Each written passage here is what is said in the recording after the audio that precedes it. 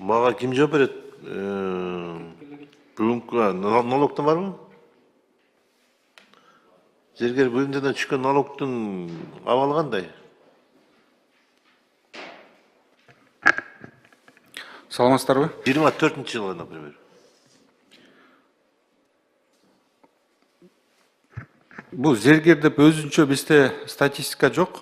Жалпы эле ушу жанагы тармак боюнча. Жок, сизде могу зергер бөлүмдөр деген статистика жок дегенди кандай түшүнөсүз? Силерде эмне, лишь бы түшсө болду? Жок, мисалы айтканда бул деген бизге отчетторду бергенде жанагы жалпы эле берет да ошо выручкасынан. Ошону айтып атам мен, канча болду ошол депчи. Ошол канча болду? Ушу выручкасы канча болду? Выручкасынан түшкөн налог канча болот? Налог чыгарса болот да налог. Жок, ошо жалпы бизге эме отчеттор тапшырган жалпы эле түшөт да. Ал деген бөлүнбөйт, там зергер болобу же башка, жалпы эле ошо эметилет да. Ошондуктан азыр мындай айта албайм да. Мындай бүгүнкү каралып маселеге кичине даярданбай калдым эле. Анан кагаз түрүндө берип коеюн деп коюшум, жок дегендечи. Мен распилять менен берейинчи депчи. Анан менде жок дебейчи. Биз билбейбиз, андай келбейт андай деген. Же силер эле жалгыз эле түшүнүп, анан биз түшүнбөй аткандай жооп берип атасыз да магачы. Жарайт. Расширение кылып берейин десе болбойбу? Болот, болот. Эмне айтпайт? Жок, ошо жана маалымат алып, зердер ошо жана 70 зергер бар деп атпайбы, ошонун Мен ошону айтып атам. негизинде кылса болот аны. Эмне кылбайм деп атасыз? Мен ошону сурап атпайм, кызыгып аткандан кийин. Жарайт, кара. Биринчиси, экинчиси, мына азыр зергер буюмдар боюнча департаменттин директору ким дедиңиз аты жөнүңүздү? Кадыракунов Алмаз. Алмаз. Сиз, мына контрабанданы контролдоо кыйын болуп атат деген сөзүңүздүн төркүнү эмне бул?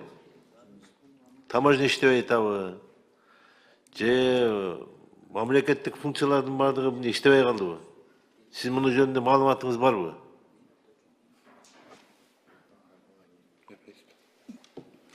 Мен эми бул жумушка келгениме 2 ай болду. Ошонун ичинде 2 күн болсо дагы сиз бул маалыматты каяктан алып айтып атасыз? Мамлекет, значит, контролдолбой аткан экен да. Контролдош кыйын болуп атат дедиңиз азыр сөзүңүздө. Бул маалыматты каяктан алып атасыз? Сизге ким берди бул маалыматты? биз баалуу металлдар департаменти менен жана ГКНБ менен жакында иш чараларды өткөрдүк. Бул иш чаралар Беренголдо жана Берекет грантта болду. Биз ал иш чаралардын негизине карап отурсак, негизи сатууга чыккан ар бир зергер буюм сөзсүз мамлекеттик биздин департаменттен эн тамгалоодон өтүш керек. Анан рынокто карасак, эн тамгадан өтүлгөн зер буюмдары аз болуп чыкты. Бир 20% эле зер буюмдарына коюлуп турат. Калгандарында жок болуп чыкты.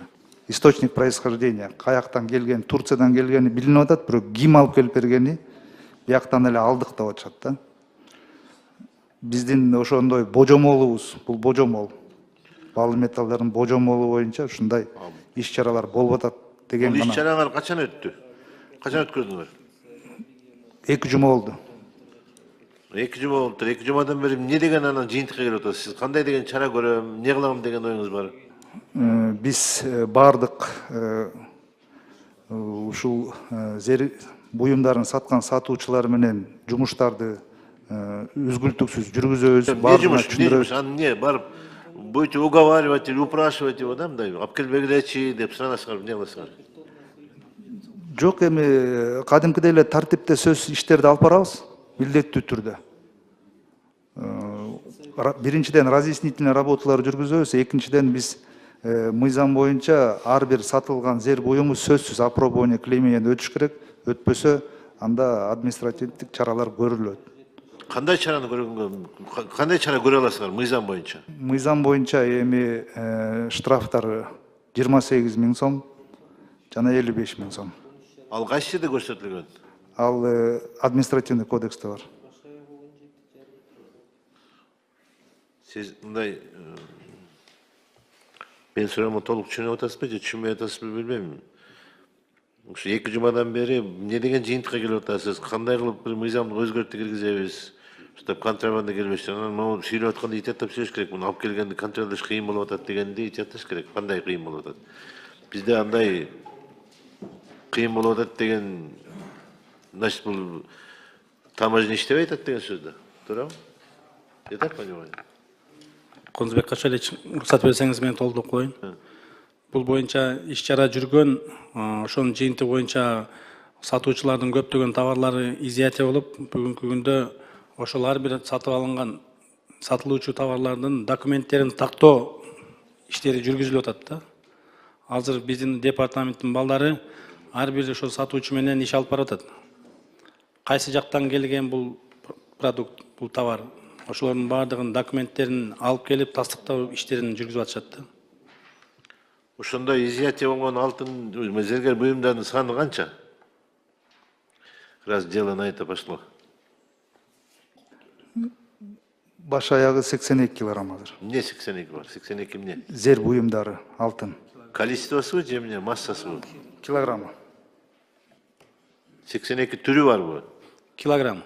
82 килограмм барбы?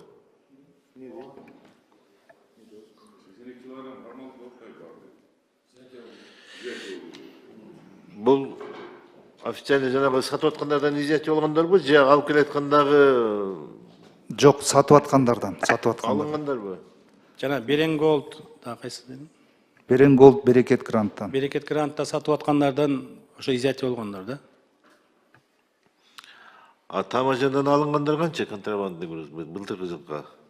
2024 жылкы таможнянын берүүсү боюнча 201 килограмм алтын, 1 тонна 267 бул күмүш киргени официалдуу түрдө. Көпчүлүгүн биздин департаменттен эң койдурбастан сатып атышат экен. Ошондуктан бул биздин азыр департаменттин өкүлдөрү кандай жол менен кирип калганын азыр жолдорун ошол издеп атышат да. Ошол именно ГКМБ менен биргеликте ушундай иш-чаралар жүрүп атат бүгүнкү күндөчү. Жок, мен Мусажанович, мен мындай түшүнүп атам да. Биздики бүт баары эле ГКМБ таможняга караш керек ал жакта, туурабы? Ар бир кирип аткан товардын, зергер буюмдун баардыгын деген таможня караш керек да. Эмне үчүн именно ГКМБ баардыгын эле? Калгандары ГКМБдан башканын баардыгы эле эмне анда акчаларды киргизип атышабы? Шундый да турсат эми. Жок, эми таможнядан бизге официалдуу маалымат катары беришет да. Мусажанович, Ошо контрабанда менен киргенде бул жактан маалымат келбейт. мен түшүндүм, сиздин айтып аткан сөзүңүзгө түшүндүм. Кандай болгондо дагы мына азыр департаменттин жетекчиси отурат. Менеджерди адам, менеджерлик касиеттери, менеджерлик кесипкөйлүгү болбосо, бул мына жогоруда кесиптеш айтып кетти, мына канча деген акчанын саны түшүп аткан. Ошондуктан өзүңөр да жакшылап көзөмөлгө алгыла муну. Жалгыз эле департамент жүктөп койсоңор булардын деле күндөн күнгө мына азыр өзү айтып атат. Биз зергерлерди зергер буюмдарды чыгара албай атабыз. Биздики сапаты жагынан дагы, сулуулугу жагынан да, кооздугу жагынан да биздики башка мамлекетке тең келе албай атабыз деген сөздү айтып атат. Ошондуктан көзөмөлгө алыш керек экен. Биздин өзүбүздөн чыгып аткан алтындардан деле иштетсек болот да, муну жакшыдан калып иштетсек болот да. Ушуну көзөмөлгө алыңыз. Рахмат.